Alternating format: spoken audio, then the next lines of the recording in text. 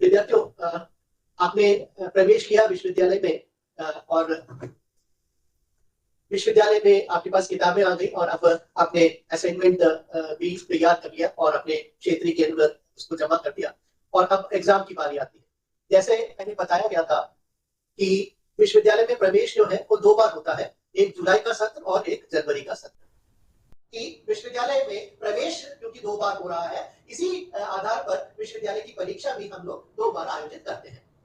एक परीक्षा जो आप कह सकते हैं जुलाई सत्र में जो प्रवेशित विद्यार्थी है उनकी परीक्षा अगले वर्ष जो है वो जून 1 तारीख से प्रारंभ होगी। देखिए आप कितना सटीक है, और सबको पता है कि भाई जून 1 तारीख से उनकी परीक्षा प्रारंभ होगी।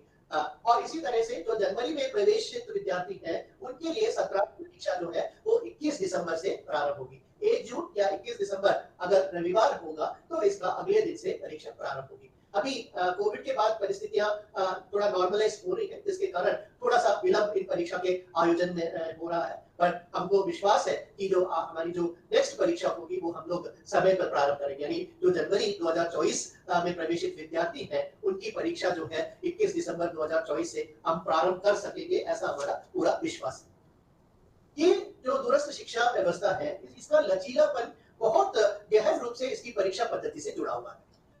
इसका मतलब ये है कि सबसे पहले जैसे पहले बताया गया था कि जो परीक्षा है उसके भी 2 अनिवार्य घटक हैं मुख्य रूप से, एक सत्रांत परीक्षा और एक जो है असाइनमेंट आंतरिक गृह कार्य का। अब आंतरिक गृह कार्य में क्या करना है, आपके वेबसाइट में एक लिंक दिया हुआ है, आंतरिक गृह कार्य के प्रश्न दिए हुए हैं, उसको देखना है और जवाब तैयार कर आप उसको अपने रीजनल सेंटर में सबमिट करेंगे। ये जवाब कैसे तैयार करोगे? आपको अपने घर बैठे आपके पास जो पुस्तक भेजी गई है उसको अध्ययन कर आप देखकर उसमें से लिख सकते हो। और बहुत ही लाजमी है कि आप जब एक पुस्तक से देखकर उत्तर लिख रहे हो तो वो उत्तर बहुत श्रेष्ठ होगा, और श्रेष्ठ उत्तर होने पर उसमें जो परीक्षक जो है वो अंक भी ज्यादा से ज्यादा देगा। तो 20, अगर पीजी की बात करें 20 अंक है तो 20 अंक में से 16 से 18 अंक प्राप्त करना, इवन 19 अंक प्राप्त करना बहुत आसान है यदि आप बहुत तन्मयता से, बहुत सिंसियरली आप पुस्तक का अध्ययन कर जवाब दे रहे हैं। तो आप ये देखिए कि 20 में से 19 मार्क मिल गए। अब सत्रांत परीक्षा 80 का है, आपका मतलब आपने औसत ढंग से भी आप किसी वजह से आप परीक्षा बहुत अच्छा नहीं हुआ, औसत ढंग से आप पूरा किए तो भी आपको इन दोनों के जब जोड़ देंगे तो भी आपकी फर्स्ट डिवीजन कहीं नहीं जाएगी। ये लचीलेपन का और दूरस्थ शिक्षा व्यवस्था का जो विद्यार्थी केंद्रित होने का एक प्रमुख आधार। दूसरा लचीलापन आप देखिए, जैसे बताया था आपको कि आपने बीए फर्स्ट ईयर में एडमिशन लिया जनवरी में, आपकी परीक्षा पहली बार कब होगी? दिसंबर में। दिसंबर में आपने किसी कारण आप परीक्षा नहीं दे पाए, किसी कारण आप केवल 1 पेपर दे पाए, 2 पेपर दे पाए, पूरा पेपर नहीं दे पाए, किसी वजह से सारे पेपर दे दिए परंतु उसमें भी आप 1-2 पेपर आप उत्तीर्ण नहीं कर पाए। तो पहली तो ये लचीलापन ये है कि आपको इसके बावजूद भी जब अगले वर्ष जनवरी में आप यदि सेकेंड ईयर में एडमिशन लेंगे तो भी आपको सेकेंड ईयर में प्रवेश दे दिया जाएगा। इसके साथ साथ दूसरा जो लचीलापन है वो ये है कि अगला परीक्षा कब हो रहा है? जून में। तो आप जून की परीक्षा में जो पेपर आपसे छूट गए हैं वो पेपर आप उस जून वाले परीक्षा में आप देकर उत्तीर्ण कर सकते हो, तो आपका साल कहीं खराब नहीं हुआ। अब उस जून की परीक्षा में बैठने के लिए हम एक डिफॉल्टर फॉर्म बोलते हैं, वो फॉर्म परीक्षा फॉर्म आपको भरना होगा जो कि ऑनलाइन भरा जाता है। उसकी बहुत ही नॉमिनल फीस है। जो यूजी जो पाठ्यक्रम है उसके लिए प्रति प्रश्न पत्र 200 रुपए है, और जो पीजी पाठ्यक्रम है उसके लिए प्रति जो प्रश्न पत्र है उसके 300 रुपए है। आप ऑनलाइन आवेदन करें, ऑनलाइन शुल्क जमा करें, तो आगामी जब एग्जाम होगा जून में तो आप उसके परीक्षा में आप बैठ सकते हैं।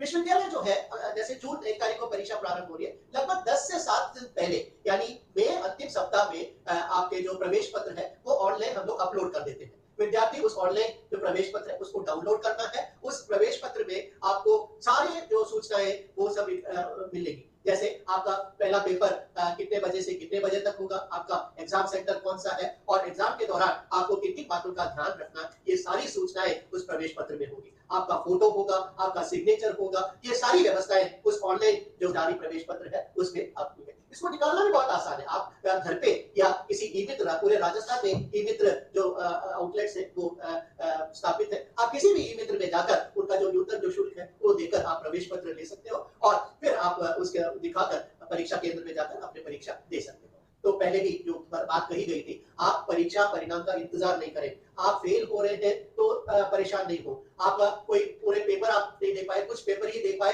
आप परेशान नहीं हो। आपका साल बर्बाद होना वर्धमान महावीर खुला विश्वविद्यालय नहीं बर्बाद होने देगा। आपको यदि आप अगले जैसे 1 साल खत्म होते ही आगामी कक्षा में प्रवेश के लिए आवेदन करेंगे, तो आपको प्रवेश भी दिया जाएगा और छठे महीने में जो छूटा हुआ जो परीक्षा है, प्रश्न पत्र है, उसको पूरा करने का अवसर भी प्रदान करेगा।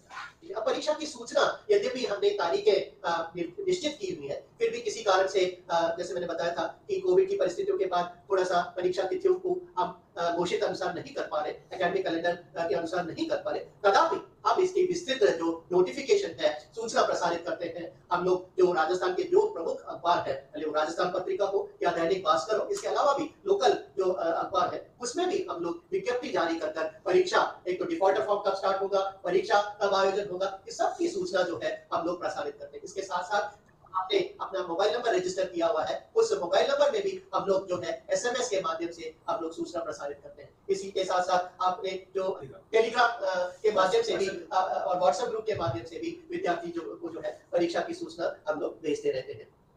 तो परीक्षा उत्तीर्ण करने के लिए जैसे मैंने कहा था, असाइनमेंट और सत्रांत परीक्षा दोनों 36% से उत्तीर्ण करना अनिवार्य है।